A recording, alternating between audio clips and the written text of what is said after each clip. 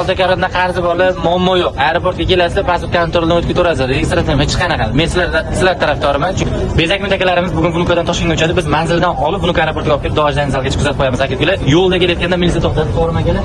Biz dogovor qilganmiz shunaqa manzildan olib aeroportgacha kuzatib qo'yamiz deb senani aytganmiz va yo'lda kelayotganda случайно militsiya to'xtatdi. Shtrafini o'zimiz kisamizdan to'lab qo'ydik. Dogovor kelishgan holatda o'rtoqlar. Arzon bilet kerak bo'ladigan bo'lsa telefon qilasizlar. Hozir akramiz o'zidan eshitasiz akalar. Muammo bo'lmadimi? Bagajlarda, iskada kirishlarda aka, hammasi joyda Toshkentga uchyapsizlar 11:00 da. Akalarim qancha kelishadi? Общий olib kelib ichkariga. Xullas 80 km uzoqda. 80 km uzoqdan olgandik, aeroportga olib kelish bilan, o'rtoqlar militsiyaga kirish bilan hammasi ichida, taksi pullari ichida 9 ming rublga kelishgandik. Akalarimiz o'q qip-qizil, dokument umuman yo'q. 5 ming rubl yo'lda militsiyaga to'ladik. Hozir rasmini ham ko'rsatib qo'yaman, rasmga olganman. Akalar 5 ming rublni minus qilamiz, bizga faqat taksi pulini beradi, bo'ldi. Rozi bo'lasizlarmi? Hammasiga realni, hatto bu yog'i ham hammasi gaplashib qo'yilgan, hech narsa demaydi, to'xtatib qo'ymaydi. Akalar sog' bo'lasizlar, xudo xohlasa.